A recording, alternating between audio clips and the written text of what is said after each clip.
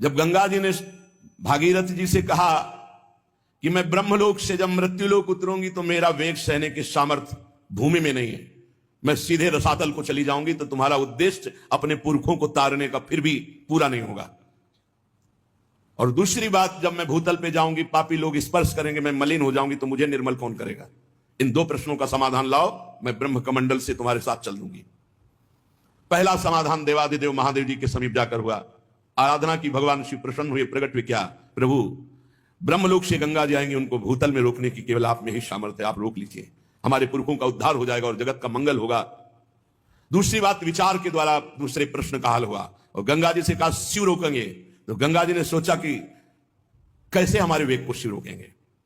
दूसरे प्रश्न का समाधान भगीरथ जी ने कहा, हमारे देश के पावन जो भजनानंदी प्रेमी महात्मा है, भगवत प्राप्त हो, जब स्पर्श करेंगे तो आप निष्पाप हो जाएंगे। समाधान दोनों प्रश्नों का हुआ। गंगा जी बड़े वेग से चली, लेकिन भगवान श्री हरि का चरणोदक तो जटा खोल दिया। गंगा जी को लगा जटाओं में कैसे रोक पाएंगे, लेकिन भगवान शिव ऐसी जटा थोड़ी है। भूल गई गंगा जी निकलना जटा रूपी कटा में, और बांध लिया।